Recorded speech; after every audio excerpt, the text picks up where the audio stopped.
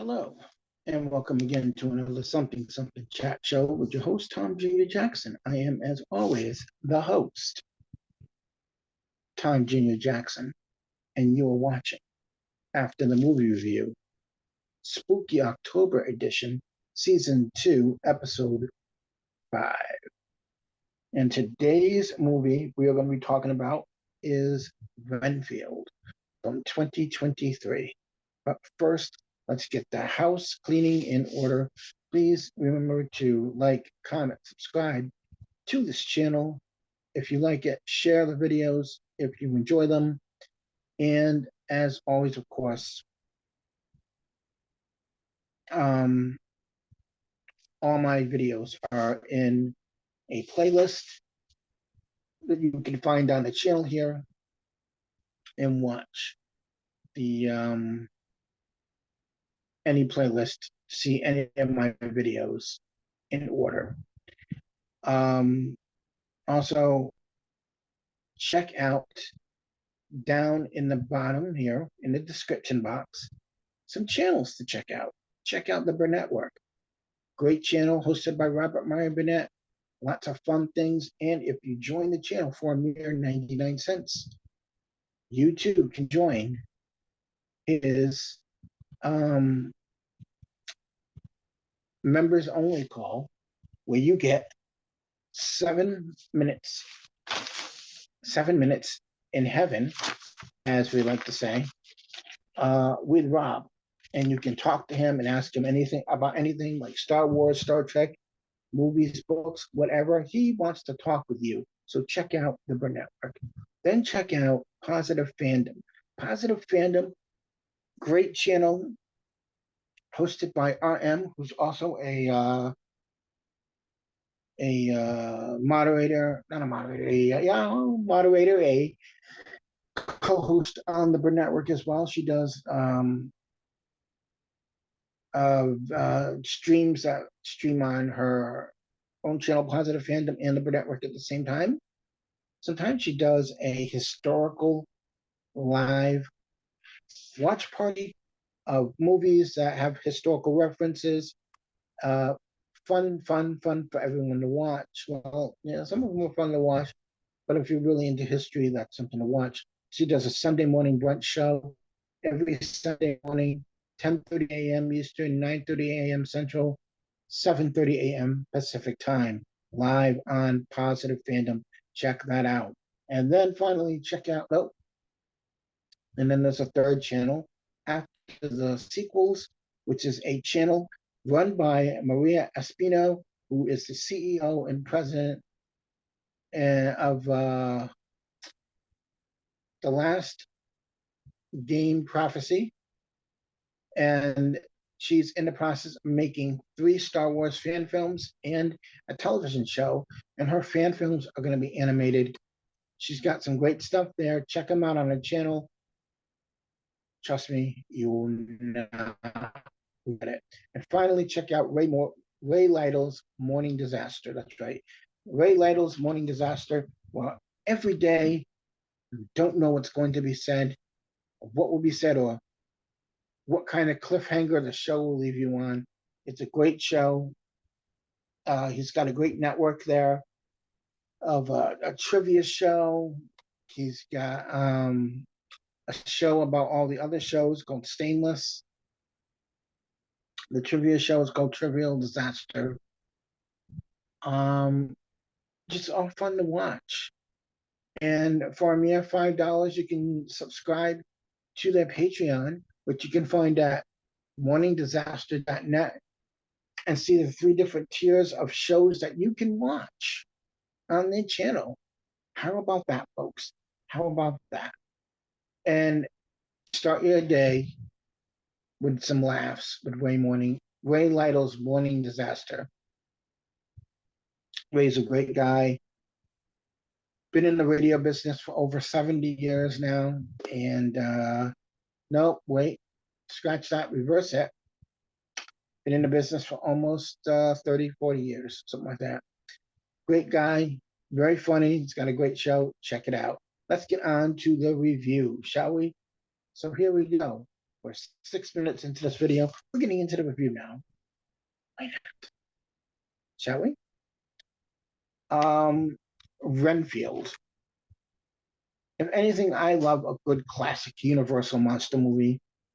Dracula, Frankenstein, the Wolfman, um, Dracula, Frankenstein, Wolfman, Creature from the Black Lagoon, The Invisible Man, all those great old classic black and white um, classics, I should say. Renfield is a film that takes that concept of the classic Universal monster film and takes Dracula to a whole new level.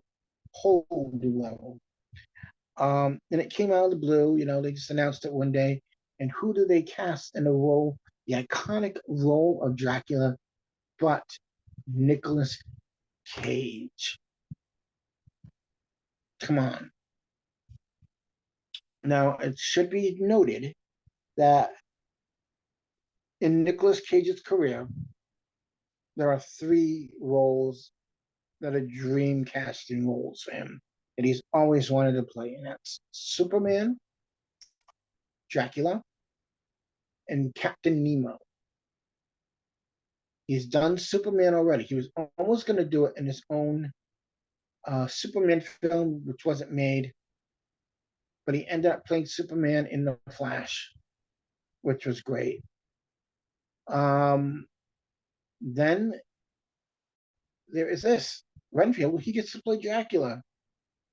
Check that off the box.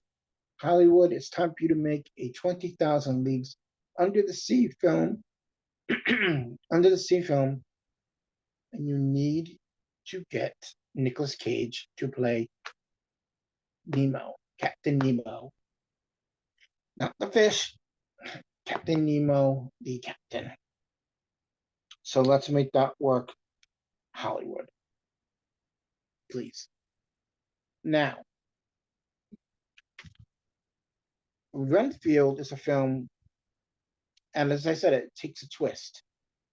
It's about Dracula's assistant, his henchman, and Renfield was an inmate at an asylum for many, many, many, many years, decades even. And he just really longs to break free of the count, break free of all the bringing of the bodies, the murder, the blood, and all that stuff, and live life for himself. And this movie is about that. It is a horror, it is an action, it is a comedy, but it also deals with a serious subject, which is the subject of toxic relationships, which in this day and age we are all familiar with.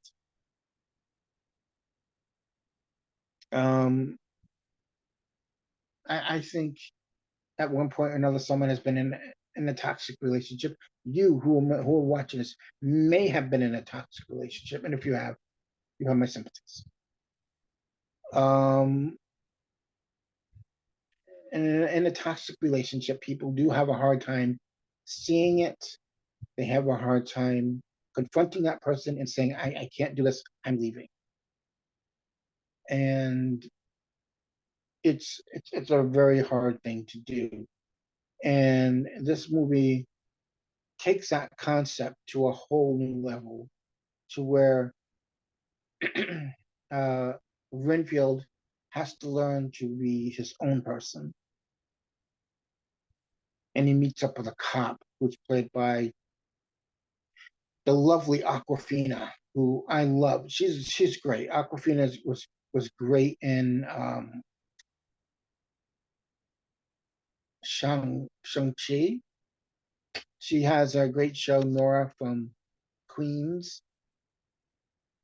And if you look around on the internet, she is a rapper, and she has some fantastic songs as well. She's great. She's very funny, very talented, very smart as well. She's one of those people I would love to sit down and talk with about her career. and whatnot. And that's a whole other story, my friends. Whole other story. Um, so this movie not only highlights the idea of toxic relationships, but also satirizes it as well. So it's done carefully, but it's not done in a way that makes people go, well, "This is wrong. I'm offended by it." There's nothing to be offended by in this film. But it really is a real thing, toxic relationships and being around toxic people. And how do you um, get out from that person? How do you leave that relationship? And the relationship between Dracula and Renfield is toxic in a way where Dracula is like, but you see, if you stay with me, just know I will be your friend. They don't want to be your friend. I'm your friend.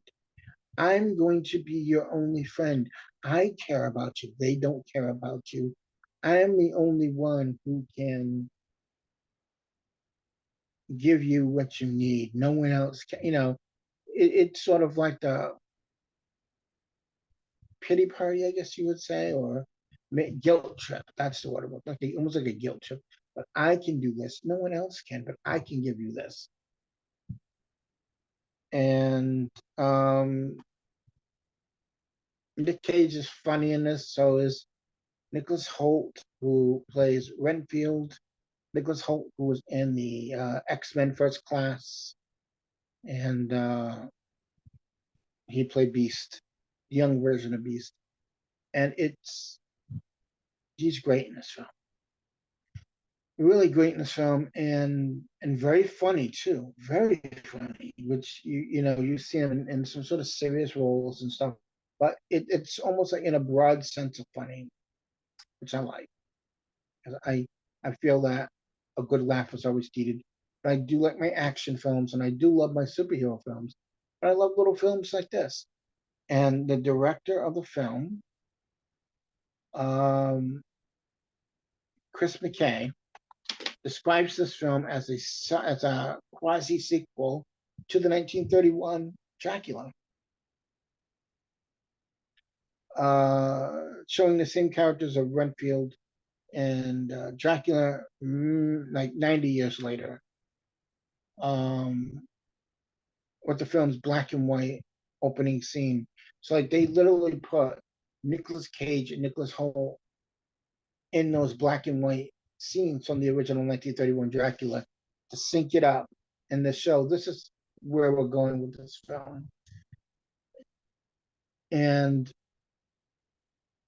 it's interesting seeing Dracula having to deal with nowadays. You know what I mean? With how everything is in this modern age, which is something that you don't expect. You don't expect that to happen. Because you always think of Dracula as someone from 1800s, the 1600s, whatever. So it's really cool watching this.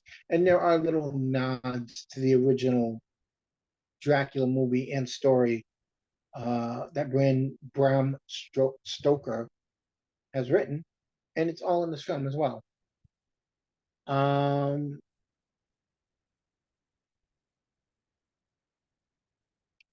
Dracula at one point in this film introduces himself as the Prince of Wakala, which is where Vlad Dracula or Vlad the Impaler was from, the real Vlad. And Dracula was a nickname bestowed on him. It translates to Little Dragon. Transylvania is the northern neighbor of Wakala or Wachala. Um,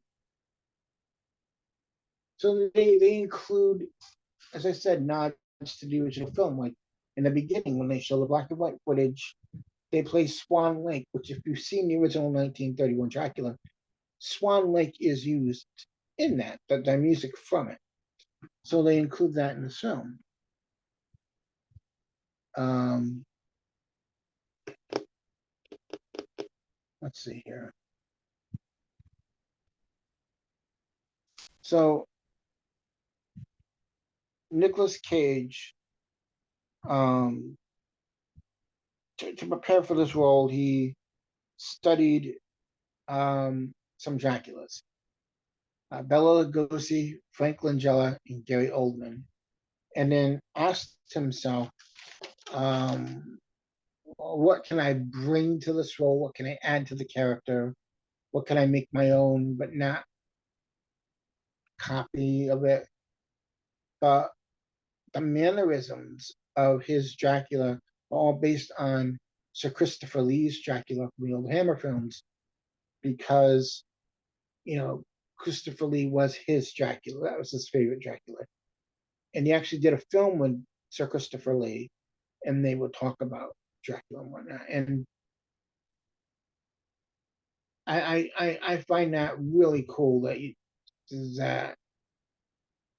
he tried to incorporate a lot of those different Draculas into his role, but make it his own as well, which he does, and he does a fantastic job. And I want to say that the lighting, the coloring is all awesome in this film. The makeup in this film is fantastic. Oh, you see Dracula at the beginning looking all horribly disfigured, and he needs the blood. He needs to be feel young, and all that. Um, Makeup really looks great in it. It does absolutely looks great. As a matter of fact, he also based this on the Nosferatu at one point. He brings a little bit of that role into it, but he has also based some of it on his father, who he says his father looked a bit like Bela Lugosi, so he put some of those trademarks into his Dracula as well. Um,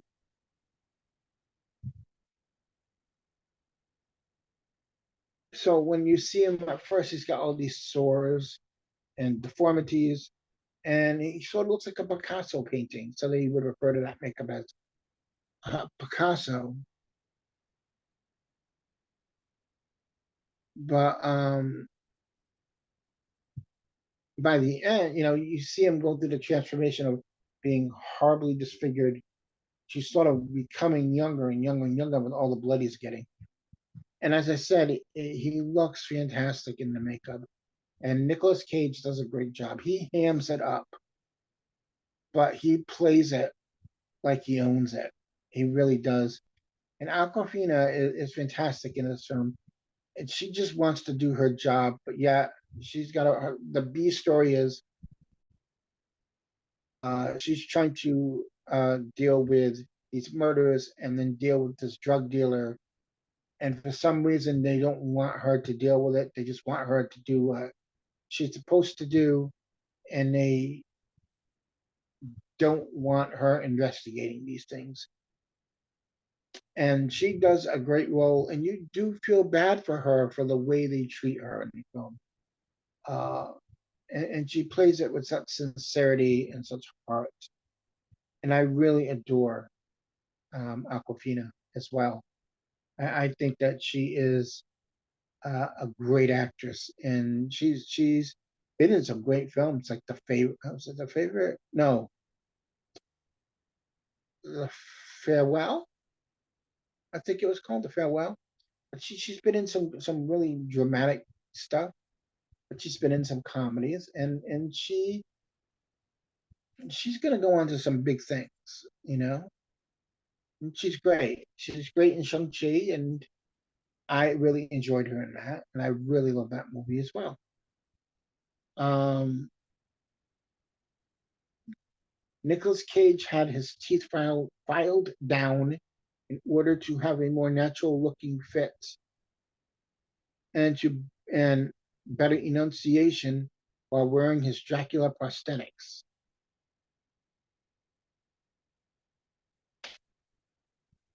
Um, yeah, but he does a great job as Dracula. Um, he does Dracula's top hat and everything like that. The top hat, the toothy grin, which references Lon Chaney's vampire makeup from London After Midnight. Um, it's a great cast in this film. There's lots of action. It's a bloody film. I'm not gonna lie. It's a very bloody film, but it's a fun film. But it was also written by Robert Kirkman, who did The Walking Dead. Um, I enjoyed this film. I loved this film. At first, I watched it and I was like, "Oh, okay, this is all right." But then I watched it again, and on that second time, I just watched it for the movie it was. Because the first time you watch a movie, you're like, okay, you're just watching it all over the place, looking for this, and this. Then that second viewing, you're watching it for the performances and just enjoying it. And I enjoyed it. I really did. And I think Nicolas Cage was the best in this film. He really did a great job in it. And I don't think they could have found anyone else better to play this role. As a matter of fact, he did look in many ways very similar to Bela Lugosi in this film. He did a really great job with that. And after seeing Renfield, it kind of made me sad because one of the biggest Universal horror movie fans was Gilbert Godfrey, and I'm sure he probably would have had a blast watching Nicolas Cage ham it up as Dracula and seeing them incorporate him into the original film and stuff. So yeah, um, let's see here.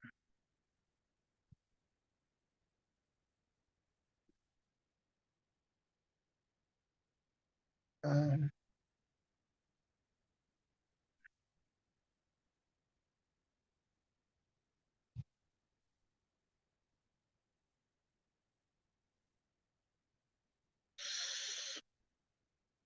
yeah, so this film is if I was to wrap this up, it's a great horror film. It's a great film for the Halloween season.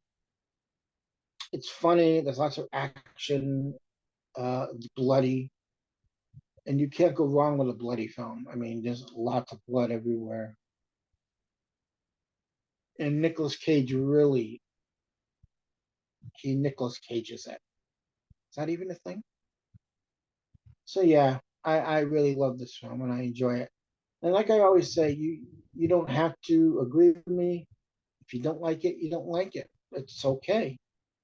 I just enjoy doing these reviews, and if you want to check out the films I recommend, go ahead and check them out. Why not?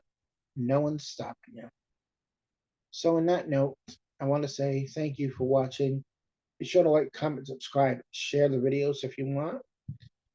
And as always, folks, please remember to check out the playlists down below in the, um, I want to call it the playlist area. And then check out the descriptions and check out the channels that I mentioned before. And as always, folks, please remember that we are all goof people, and we'll see you next time for episode 6, because this was episode 5 of After the Movie Review, Spooky October Edition, Season 2, or Series 2, I should say. So we will see you next time. And as always, I am your host, Tom Gene Jackson, saying, don't go changing. We'll be right back.